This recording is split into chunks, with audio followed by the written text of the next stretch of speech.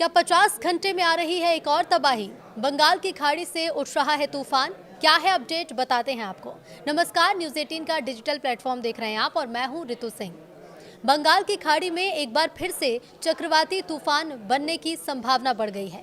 तमाम मौसमी record model के अनुसार साइक्लोन सन्यार के डेवलप होने की संभावना है। हालांकि अभी कुछ भी कहना जल्दबाजी होगी। मौसम विभाग इस पर पैनी नजर बनाए हुए है और अभी किसी भी प्रकार का अलर्ट जारी नहीं किया गया। मौसम विभाग ने 5 राज्यों में बारिश का येलो अलर्ट जारी किया है।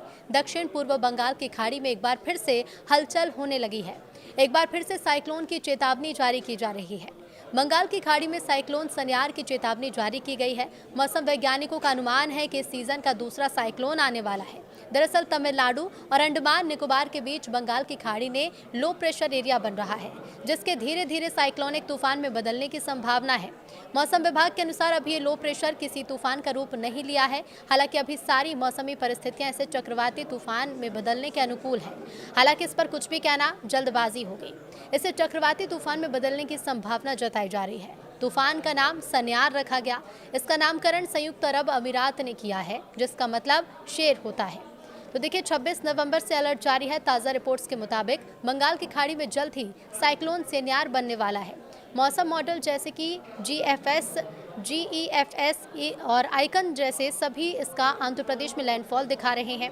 मौसम जानकारों का कहना है कि नेगेटिव IOD इफेक्ट के कारण साइक्लोन बनने की संभावना बढ़ गई है।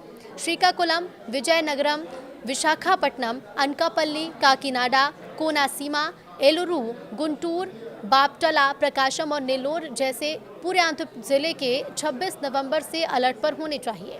स्काईमेट वेदर के अनुसार शनिवार 21 नवंबर देर रात या फिर 22 नवंबर 2025 की सुबह दक्षिण पूर्वी बंगाल की खाड़ी और उससे सटे दक्षिणी अंडमान सागर के ऊपर एक निम्न दबाव क्षेत्र बनने की संभावना जताई गई थी। ये सिस्टम पहले एक अवदाब में बदलने के लिए ताकत जुटाता रहेगा और उसके साथ ही जल्द ही बंगाल की खाड़ी के दक्षिण मध्य भागों में एक चक्रवाती तूफान में बदलने की भी संभावना है। मौसम विभाग के मुताबिक भीषण तूफान का रूप लेने के बाद ये पूर्वी तट की तरफ बढ़ सकता है। इसकी वजह से तमिलनाडु, आंध्र प्रदेश और उड़ीसा में 27 और 29 नवंबर 2025 के बीच मूसलाधार बारिश की संभावना है।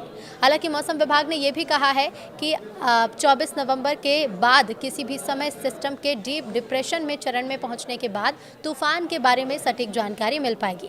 बता दें कि बंगाल की खाड़ी में ये तूफान डेवलप हो जाता है तो मॉनसून के बाद से सीजन का दूसरा सबसे बड़ा तूफान होगा। इससे पहले अक्टूबर 2025 के अंत में आंध्र प्रदेश में भीषण चक्रवाती तूफान मोंथा आया था।